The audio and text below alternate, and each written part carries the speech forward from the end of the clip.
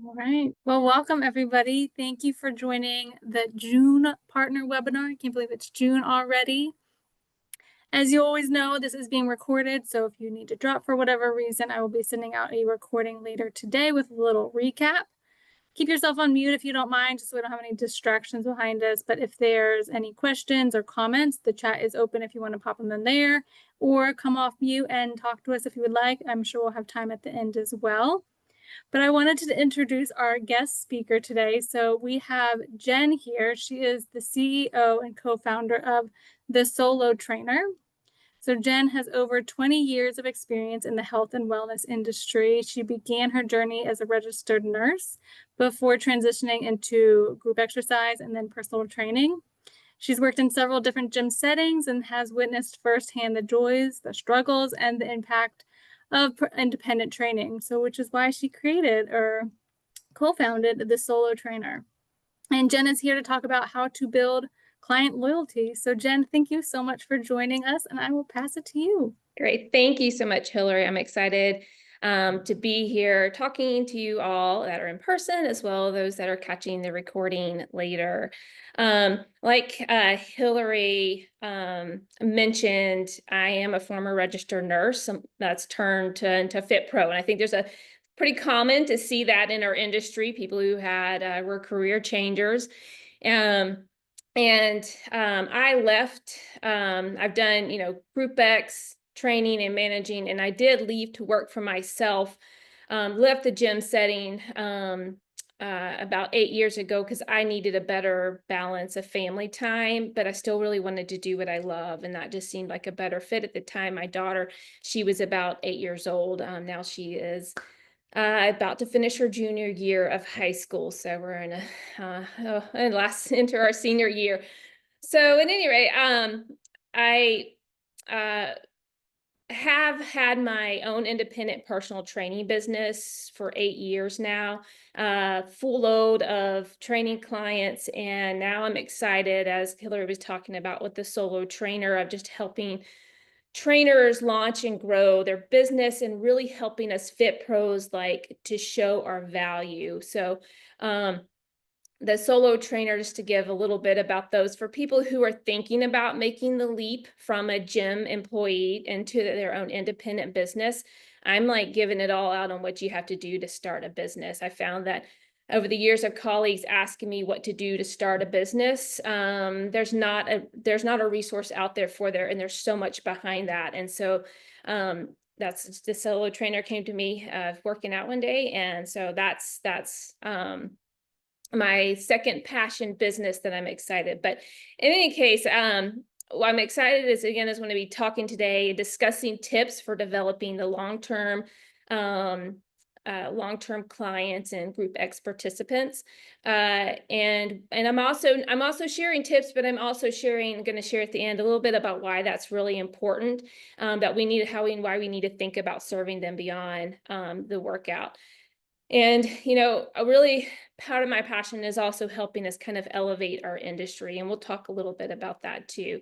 So we're going to dive in these 7 tips, and all of these 7 tips for helping to increase your size of your classes, to gain those long-term clients, all comes again from my experience from working as a Group X instructor, from my personal training, and also being a manager over personal trainer, where I've just heard people what brings people back, and I've sort of seen some themes along the years. And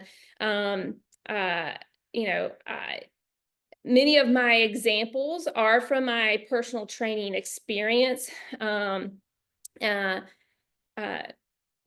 so I'm going to give examples though for both Group X, because like we have some people here that just do Group X or Group PT, but give you some ideas for both of them, for in both realms. And I would love to hear from you guys as you're going through this, to see if you're kind of jotting down some ideas, or maybe you're like, oh, this is something I use. Put it in the chat box so that we can see it, to just help each other out, give ideas on things that we have done that have created success in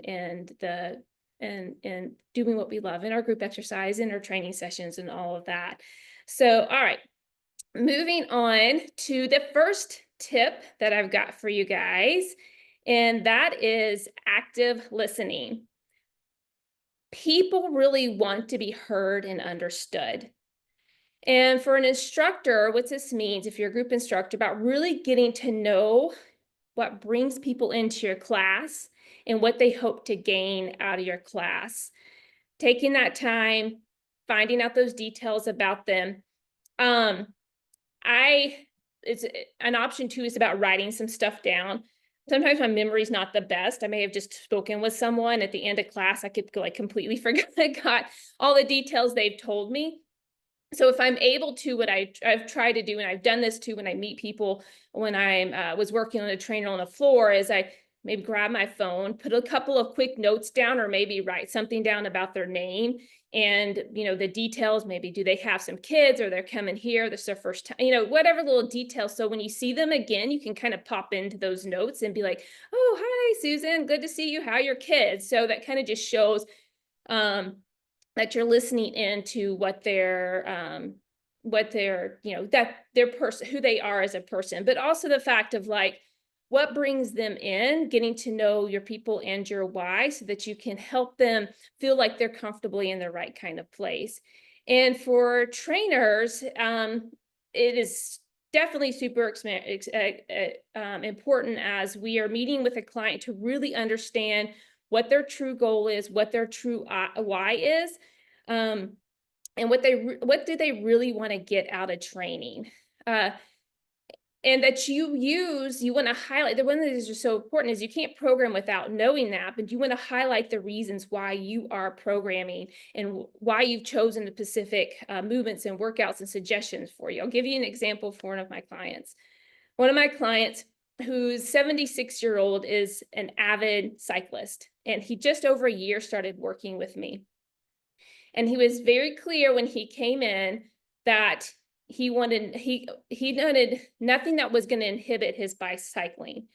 And of course, something that would support it and make it better. And this gentleman goes out and he rides 20 miles like it's nothing on a regular, multiple times a week. And so he wanted to, he was very, very clear. And then I wanted to honor that we weren't doing anything that if he ever felt that it kind of inhibited his bicycling, that I would need to dial it back. And the other part that he shared with me is that he didn't really care about lifting a lot of weight.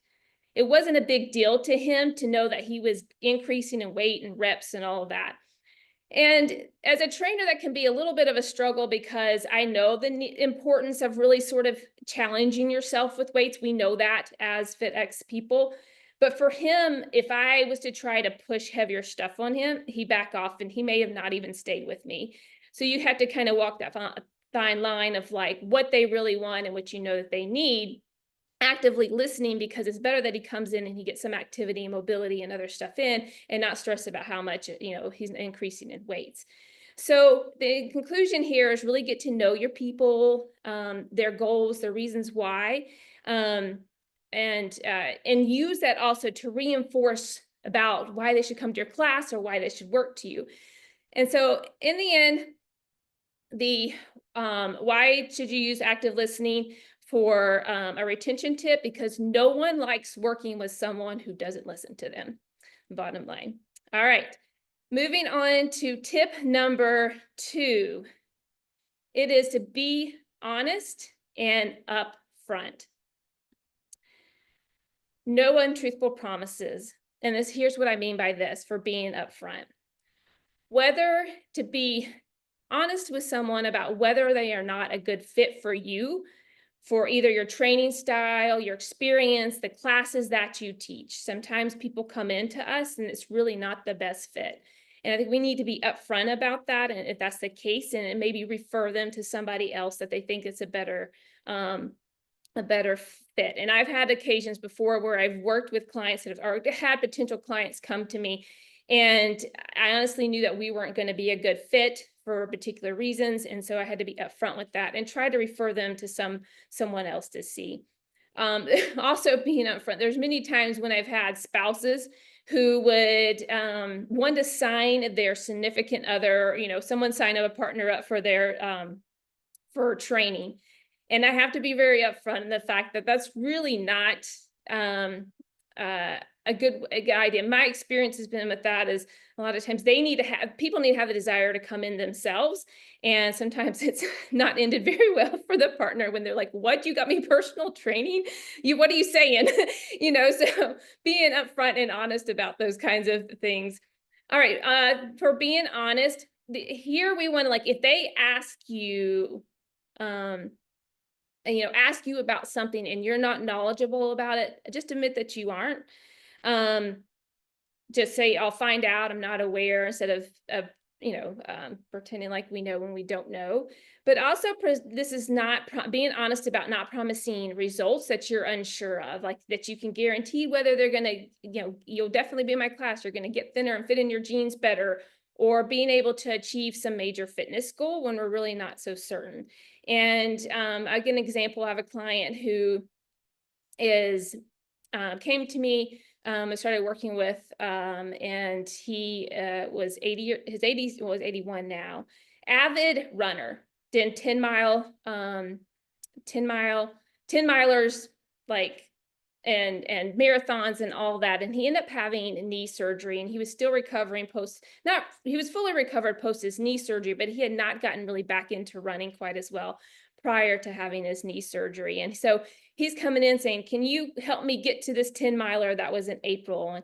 And I was like, I can't guarantee you that you will, but we're going to work as hard as we can. So just when I wasn't going to promise him we'd get it done, I was hoping that we would, and unfortunately it didn't end up happening. He didn't had some sickness and other stuff, and wasn't able to get to the point where he could actually hit the timing cutoff to run for that 10 miler, but we'll see what next year brings. I don't know if I froze there for a second. Y'all hear me? Okay. All right. All of a sudden I noticed I froze. All right. And the other part of being upfront and honest is following up on the things you say you're going to do for them. If you say you're going to send a text or an email, or find out some details for them or whatever, be sure that we're following up and on what we say we're going to do, because this is all about earning and building trust with someone. Because in the end, no one likes to work with a liar.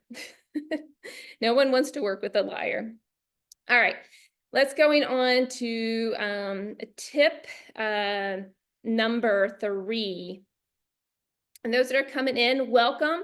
I'd love for you to put, if you got any questions, if anybody has any thoughts or questions along the way, please put your comments in the chat. I know a couple of you have already put in where you're located, and if you're in group X or you do training or you do both, I'd love to know. Of course, I see one of you is driving and you're not able to do that. All right, moving on to tip number 3, which is to show them you have a plan. This is to show them you have a systematic approach to deliver results. And I have to say, this is one of the biggest ways to stand out that I find in our industry, is to share how you have a plan.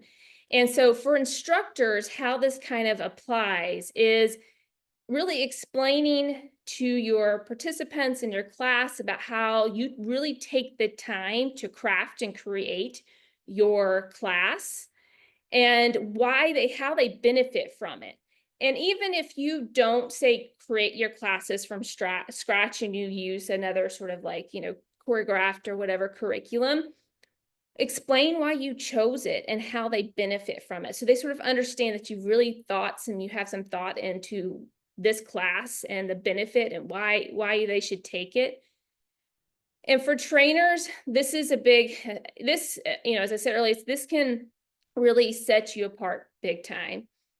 When you show potential clients that you have a plan for them. I have seen this so many times and times again with trainers that that when they show they have a plan, they increase their clientele much faster. They grow their business faster and they stay longer. So what does that look like for trainers? That means having initial intake forms, having an assess for them, and actually creating like a 4 or 6 weeks training plan that's made specifically to help you reach their goals and other needs that you have. So even if you say whether if say you work at a gym that doesn't require an intake form in for your clients, or that you have some type of assessment for that complimentary comp session, try this out if you don't have one. Because I can specifically can share with a colleague of mine who works at a gym where that's not required at all, but she created her own intake form from and Google Forms, which is completely free. It's cheap. It's easy to use, right? And then she has an assessment. So before she knows that she's going to be seeing this client, she's been contacted. They've set up their complimentary session. She emails them the link or sends them the link to fill out that assessment, that intake form. So you get a lot of details beforehand. So when you're meeting them for that assessment, for that comp session, you are already like have all these details and not having to spend a lot of time getting their health history and all that, but you're more understanding more about the why. You can get some more clarity, and then putting them through an assessment showing that you actually really take a lot into account when when they are your client, and then showing them about creating a 4 or 6 weeks program, that you create a program for them, that workout program that they're going to be following, repeat for 4 to 6 weeks with increase in weight and reps, and then we sort of see what needs to be changed up. And specifically for one of my clients, on my intake form that I have, I actually ask people, have they worked with a trainer before? And if so, what did you like working with them? And what do you wish they could be done better? And one of his specifically on there is, I wish I had had a plan. I never knew. They sort of like just do whatever, you come in, there doesn't seem to be any sort of system to that. And so I've now been working with him for over 6 years, and he gets excited, and we already talk about what we're going to be working on for the next 4 and 6 weeks, 4 weeks that we're going to do. So, um, uh, you know, again, this is a big one. If you just can show and explain, and the reasoning behind, because it's there, but I think they don't understand that. So if you're able to highlight and show them, they're going to be like, oh, okay, she knows, he or she knows what's going on, and even gains more trust and confidence in you. Because we don't want to be the winging it type people where just come in with whatever comes to mind. That's and the reason that that's so important is because no one likes to work with someone who seems like they don't know what they're doing. Okay, so that is tip number 3. Moving on to tip number 4, which is to meet clients where they're at. And this is about customizing your approach to fit your participants and your clients' needs. And this is more than just knowing about progressions and regressions. We're all very familiar with that. For instructors, this might also look like the best, making adaptations as best as you can, as you notice that maybe something you have planned or scheduled is just too much for the room. It's like you're seeing that they're having too much of a challenge with something.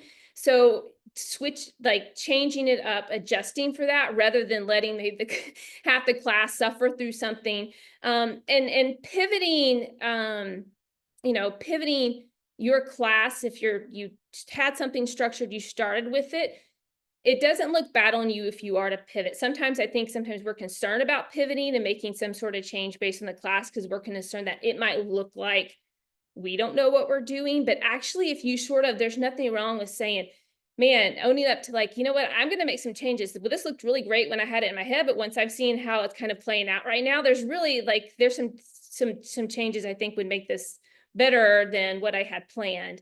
And I think that shows that you're attentive and you care, and you're recognizing what's going on in the class. And um, uh, you know, your adjustment may not be like in the level that's challenging for you, but just remember you're there for them and not for yourself. So sometimes I can sometimes like, well, I want to do the most hardcore. I'll be guilty. I'm guilty of this back when I was teaching group exercise. I want to do the most hardcore thing, but it's, to show myself off, right? Instead of dialing it back. And that was in my newbie years. So some share there. Anyway, for trainers, how this sort of looks about meeting clients where they're at when you first start with someone, it's going to be a learning curve. And you're, starting them with movements and resistances and such that you feel that they are able to do. Um, that's why I think it's real important to do an initial assessment so that you have an idea where their fitness level is at.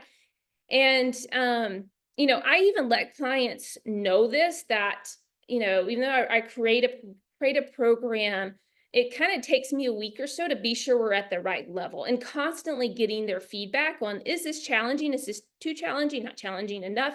Where is it at that they have some sort of like a say in that?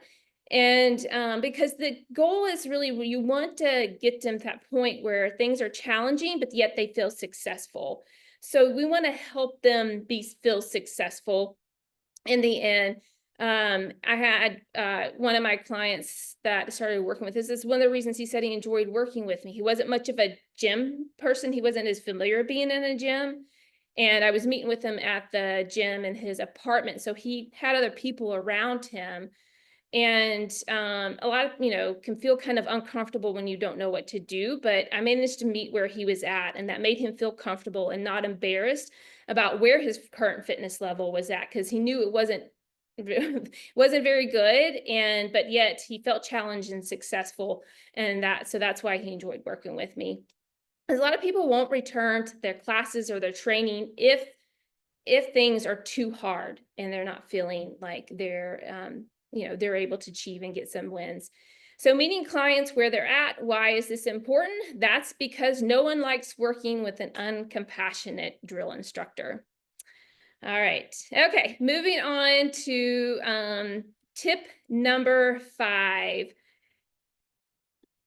and that is to go above and beyond. This one seems a little obvious, but these little things that can be done make a really big deal. They really can make a big difference and give people joy when you're recognizing certain things. For instructors, if you're able to get the details about birthdays, that kind of uh, um, if you can get details about, if there's ways about fostering community so that you can celebrate details on birthdays, if you're able to kind of keep track of the number of times they could come in, and you're celebrating that in front of everyone about whose birthday it is, or such and such, this is their 50th time in, sort of like Peloton does right on their rides. I think that kind of gets people in to be like, oh yeah, I want to be, oh, I'm up on my 100th. If there's some way that you can keep track of that, I think that's really great. And if I would honestly check if your facility wouldn't mind, if it matters or doesn't matter. I mean, I don't know, where you can actually get the people that come in their information. It'd be hard to get it from the facility, but whether you're able to, again, to get see if they can get an email address, or their a way to like get them part of a group, so that you can send out messages and notes and foster that more community, and send articles of interest or a recipe that you like, that kind of thing. Some other things to think about, celebrating is if there's any new PRs also, as well. And the other thing as you sort of get to know your participants too, is when you notice they're gone in a way, that you're checking on them, seeing why they're gone, you miss them, why are they out, just to foster how, going above and beyond, and how you care for them. For trainers, a lot of this is the same thing: celebrating birthdays, training anniversaries. I do that with my clients. I mark them. This is our 1st, this is our 7th, this is our 10th. We make a big deal about it. There's some of them that we actually go out to lunch or whatever, on our training anniversaries.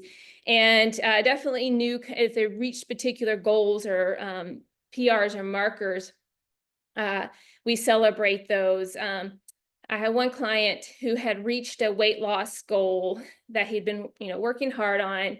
And this is when I was back working at a gym. And we decided, when his next training session, after he had made his weight loss goal, we were going to do 100 burpees in celebration. So we got it out in the middle of everyone. We got a whiteboard, and we were marking all of our burpees to get up to 100, just to celebrate this milestone. So, those can be fun little things you can do for them. And then, and this also can be some good sort of advertisement in a way for those who are in a gym who are looking to, need to increase your business that way.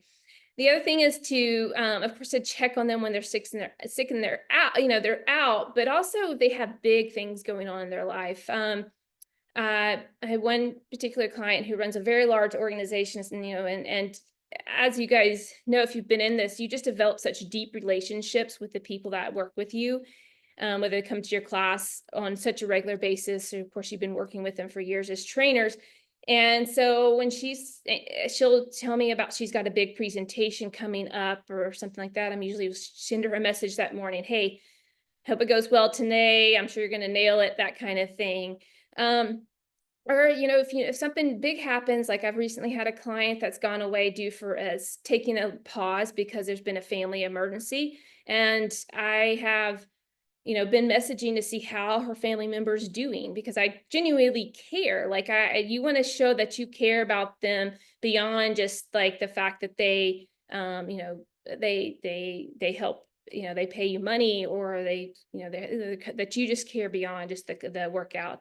And then providing some extras, some ideas, or to have towels, water, bring in treats. The other thing is to have, especially, for trainers thinking about if you provide music, what kind of music do you listen to? I'll kind of I got one particular, what station do you, I use Pandora, and like, what station do you feel like listening today? Oh, just to make it a little more personalized in a way. So, all right, so that's summing up the tip number 5, which is go above and beyond. And why is this important? Because no one likes working with someone who doesn't care. All right, moving on to tip number 6, which is about deepening your education. There's a proverb that goes that a foolish man thinks he knows everything, and a wise man knows he doesn't. And of course, this is both for training and trainers and instructors, about continuing to improve your skills, to keep learning. Go to conferences, get the certs. I mean, you're here, you're learning to how you can better improve your skills, which is fantastic. Get those online courses. Consider maybe niching out, meaning finding some area and really dive a deep dive into it, whether it's working with postpartum, or some type of specific athlete, golf, people who love golf, understand the why behind that. And at least annually try to invest into your continuing education, and do it not just for your CEUs. Really, you're investing because you care about the people that you work with, and share that with the participants, share that with your clients on, this is the education, this is what I'm working on, this is what I'm learning. They love to hear that stuff. They like to know that you are continuing to be up on the latest, the greatest, whatever. Or if there's something that they're kind of going through, and you're not like going through, not like if they're having some kind of, that's within our scope of practice, obviously, some sort of issue or hurt, or why does this happen when this happens, do some dive into some research into that, see if you can help kind of give some answers. And then also, if you do need to refer them out, you obviously need to do that. But because deepening your education it just proves your value. And this is one of the big reasons, is trying to show how your value is. And it's also why it's important, is because no one really likes to work with someone who isn't in the know and not up to date or clueless.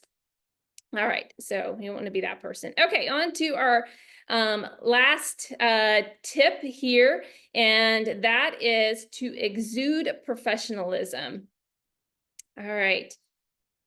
Going back to the, just kind of what we talked about here, about kind of elevating the fitness industry. And if we want to be valued more, paid more, we have to act and look the part. I know that there can be a lot of complaints about the compensation that we receive in the fitness industry, because we know how much work we put behind what we do in our education and all that. And so we really have to show that in everything not just in the workout that we're providing someone, but from everything from our parents to our communication.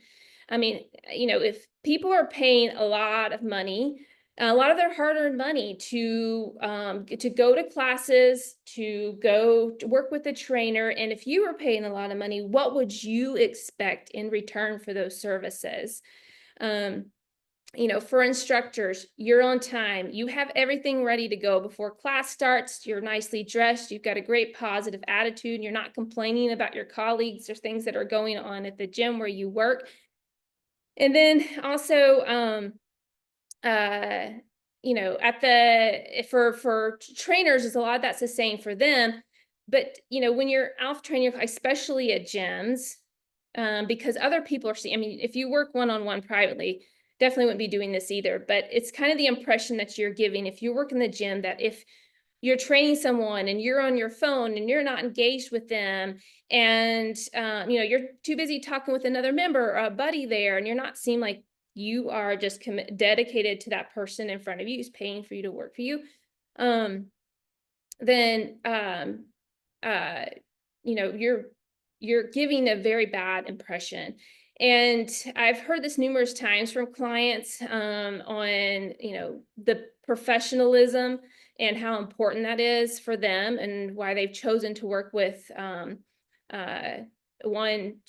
work with a particular trainer, or why they worked at the specific gym that I went to, why they preferred to go to that gym to work with the trainers, because there was this very high level of professionalism associated with it. And hear how from how clean you keep your spaces, to your energy level, to all the communication, that you're just showing, uh,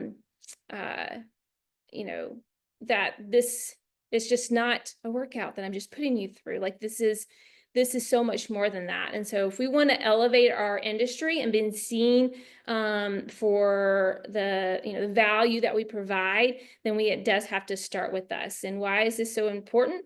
Because no one wants to work with someone who is a hot mess. All right, so that finishes the 7 tips again, which is ultimately to show like amazing value and service that keeps coming back. So hopefully, as you've sort of gone through these, maybe as I've gone through this, it might give you some ideas if there's for you to implement. And if you have some ideas of this sort of stuff that you already do, I'd love for you to throw them in the chat if you're able to, and share that with everyone, so that we can just get ideas from each other on that. Because when you are able to show that you are very invested in your clients, in your participants, you're going to grow your classes and your business faster. And not only because people they'll want to keep coming back, but they know that they love what you do and how you make them feel, and your professionalism and the quality you provide, that they're going to start recommending people to work with you, to come to your class. They want, because they want to see you successful. They don't want them to go away. People love their group instructors, and they just, like, if their group instructor's away, right, they're not just happy campers. So they want to make sure that you come around. So they're going to refer, because that is the greatest compliment. And referrals is still the number one, especially with training to grow your business. I have a client who started working with me, and he then he referred another neighbor of his, and then he also referred another neighbor of his. So I have these 3 neighbors. Sometimes they cross, but I can't thank him enough for him trusting me enough to be able to share what I do, to people that he cares about and stuff like that. So all right, so before we end, let me just quickly go into I will pause. I saw Irene put in here that she said that she loved the training anniversary idea. Yeah, I think it's a fun one to keep in track of, to definitely keep in track of, mark it in my calendar and stuff like that to celebrate. All right, so before we end, let me quickly go into why it's so vital to think to equally think about what we do beyond the workout. And first off, the benefit that your participants and clients are going to receive from that, because when you serve your people beyond just showing them, beyond the workout, and you're showing them what's the great value in fitness. There's a quote that Equinox uses for their business that I think is great, and that it's not just fitness, but it's life. Some of you, if you might be familiar with that quote, and I think that's so true, that we're actually, when we show them um, uh, care and compassion and all these sort of things to help them they makes them want to come back. It creates more of a desire for them to come, that they realize that they're actually feel in the right spot and they're cared for. And this ultimately, when they keep coming back, what is that going to do? That's going to encourage them to have a healthier lifestyle, which is going to encourage them, which can lead to better health results, which can improve their emotional well-being and a longer life. So it does a lot for those for people and individuals.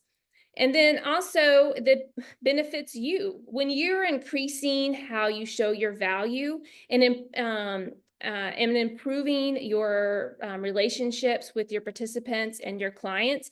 You are doing, and then you will be more want to keep doing what you're passionate about and having a decreased risk of burnout. A lot of times we have a lot of burnout in our industry, and you want to foster ways that's going to help you keep doing what you love.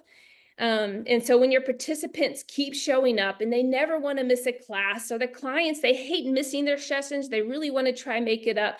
And plus you're hearing about the impact that you are making in their life, how they can, do things outside of the class or your training sessions, and living better, like that, what can keep at least me motivated when I have to wake up early for a 5 a.m. client.